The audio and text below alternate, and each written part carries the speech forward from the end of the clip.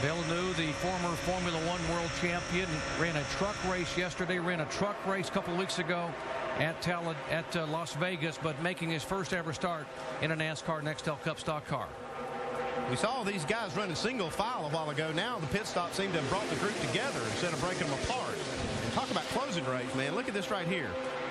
You see that 11 car coming up on this 55 car. Michael Waltrip has got to find somewhere to take that momentum right up next to the wall. And Michael did a good job just holding a steady wheel, staying in the middle. Well, trouble on the racetrack. A couple of contact. It involves the like Greg Biffle. Greg Biffle in the 16 car. Also the 38 of David Gilliland has had some contact. Robert Yates racing car. And that will bring out caution for the second time. Looks like Greg Biffle's got a right front tire down. Let's get all four here. We'll be all right. Biffle, last week's winner at Kansas City. Breaking that 28 room race. On the left side post. Where's that? These guys are going to get 4 tires. Nice and easy, 4,200, 4,200. How's that fender look? How's that fender look? Good on the body? Everything good on the body? Okay. Like everything's going to work out fine for Greg Biffle right here. Show you what happened to bring this caution out. Greg Biffle in the 16. The 38 is Gilliland. Wow, see a little bit of contact. Looks like Greg Biffle got turned around, but he got straightened up pretty quick. That's the first time in a while they've been too wide, bumper to bumper, like they've been since the start of the race. But look at this. Yeah, this is what these guys are talking about when they can't see through each other's cars. They got jammed up right there, and the guys behind probably couldn't see that. And if they can't, when they throw their hands up and waving them off, the drivers can't see it, like you said, Andy, and that's what causes this problem. Watch the chain reaction. 38 car into the back of the 16. You saw that closing rate, and you see these guys when they start closing up on each other, they got to be able to signal each other to tell them, hey, these guys are slowing down in front of me. And if they can't see it, they drive straight into it. They get so compacted, there's not much room. You're talking bumper to bumper, and you need to be running that same speed when you get out of the throttle. If you jump out, everybody's going to check up and cause a big crash here. Let's watch it from Kevin Harvick's car. See what it looked like from this angle. We've got a lot better angle up on top of the roof with this camera than the drivers actually have. He's down low. Stay right there. Real lucky we didn't have a bigger wreck in that instance than we did. Pretty heavy damage for David Gilliland, who recorded his best career finish at this race back in the spring. Now, pit road is closed as far as pit stops are concerned, but they're going to bring them down pit road behind the pace car to be able to avoid some of the debris on the racetrack. And while they clean up the racetrack under caution, we'll take a break. Be back after these messages and a word from our ABC stations.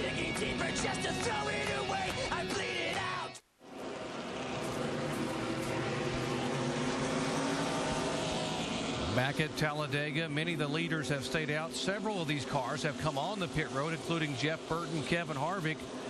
99 car of Edwards, some of those that actually pitted earlier, pitted back on lap 56, so they had actually run 9 laps since this caution came out, so they're going to come on the pit road. Some of these guys actually even had some damage because they got up against the wall a little bit. Wanted to get some tires on there, make sure they didn't have any tire rubs, and go ahead and get a little fuel. No reason not to go ahead and get a little fuel right here, and it opens up your options later when these guys start pitting under green. Let's show you what happened here, this chain reaction crash on lap 63. Now watch the 15 and the 01 up toward the front here. Watch them slow up. You can tell right now the 15 of Paul Menard's really compacted behind the car. So the 15 to 01 slow up a little bit. The 99 of Carl Edwards got to get out of the throttle, and he gets tagged in the back. This is a normal chain reaction caused by lack of vision out of those rear wings. If they can't see out of the rear window, they'll use the hand signals. See 16? You see how fast it happens. Yeah, it's just, and nobody did anything wrong. Nobody's out of shape. They're just bumper to bumper, and they start hitting each other. Let's listen in to Greg Biffle's communications. That's unbelievable. Unbelievable. I hit Carl, and I got hit from behind, spun out, and the car's perfect. Greg Biffle involved, and there was the 38 car reacting. Of course, there was a chain reaction crash, and the 38 of David Gilliland right behind the 16. Side of the 16, if he blew up or what, he just stopped right in front of me. See, David Gilliland doesn't realize what happened because he couldn't see in front of these guys. Yeah, and I mean, this is coming true with all the drivers we're talking about. You know, you just can't use the hand signals. And folks, here at Talladega, hand signals are everything in the world. It really lets the drivers around you judge what's going on. One guy that got some damage from this was Martin Truex Jr. in the one car, one of our chase guys. He got up against the wall and scraped the wall.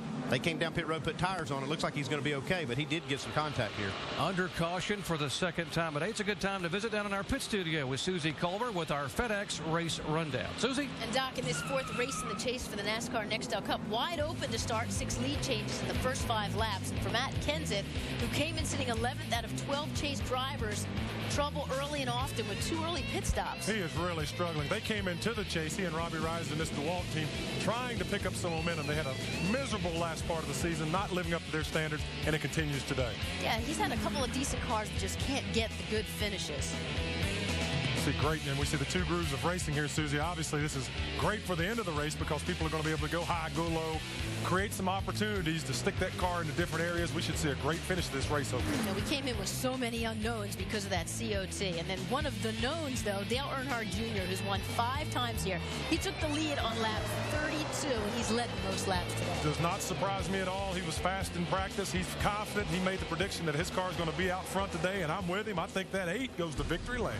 Now, with Doc, Denny Hamlin sitting out front now. He's finished 15th or worse in the last 3 races this season. Man, could he use a good performance. Susie, Denny Hamlin led 48 laps here in the spring, and some late caution flags and trouble on a couple of restarts forced him back to a 21st place finish. Here's one of the chasers, Martin Truex Jr., having his trouble. AB? Got some damage. Got into the outside wall, Doc, and they were trying to repair the right front fender and some damage to the nose piece of the car. Right now, he is all by himself on the racetrack. As the song says, 1 is the loneliest number right now, and Martin Truex at the back of the pack with not much help. Well, right now he's pedaling hard. Looks like he's going to be able to catch the pack before they go back green, though. Pace car getting ready to pull away. Denny Hamlin has led 4 times for 18 laps, but the car that has led the most laps is sitting 4th in that line. That's the big Budweiser Chevrolet for Dale Earnhardt Jr. As the pace car gets set to pull away, the drivers are going to go full throttle. Let's go with them as we listen in to their spotters. Pace car's in. You start the race. Just make sure Tony can stay with you.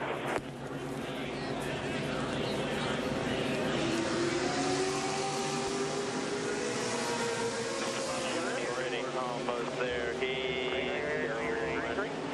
Still outside here. By nose, you're clear. Clear high. Watch the inside. Inside, clear high. You got a good line. Still outside of you. Yeah, that's right. I'm line. Digging. Not there yet. There you go. Come on. Still fine. Clear all around there. Beat him all the way through there. All right. There you go. Get him now. Get him in. Still there. Clear. 3 wide battle in the turn. Casey Kane in the 9 car. Behind him, the 43 of Bobby Labonte. They are the meat in that sandwich as they come sailing by now at over 190 miles an hour. You can tell right now they've been running single file that last pit stop, before that last pit stop, and now they're trying to make some passes. These guys are getting a little impatient from running single file. As a race car driver, you just don't want to sit there and ride. Back up front, Denny Hamlin is the leader. Now, his teammate, Tony Stewart, right behind him in the 20 car, has yet to lead a lap today. And you lead a lap, folks, you get those 5 bonus points, and Tony Stewart knows he needs those points right now. These guys were content to run single file a little while ago, but do you think if these guys looking for these 5 points, they're not going to be too content to just sit there. They're going to try to pass and maybe get these 5 points. Yeah, especially Tony Stewart. He wants to get down right now and get those 5 points because he got a little behind last week in Kansas City with what happened there, and he needs all the points he can get. The chase ticker up top of your screen will show you at the very top, shows you who's running where on the racetrack, and how, of course, the chase ticker shows you where they are currently in the chase for the Nextel Cup. Here they are again running that high line, all of them single file up in the upper groove. What about Tony Raines? Give a call to Tony, who's driving not only for a victory, but driving to get noticed and maybe get a ride for 2008. Well, we talked about Tony Raines a lot, you know, because he's going to lose this ride. But, you know, here's a guy who kept this car up into points, and he's always done a good job. Except the team's just wanting more, but he's doing good right now. He's got him a fast hot rod today. He really does. I mean, he's got this car running great. He's staying out of trouble and just following everybody else. And right now, the only line's the top lane.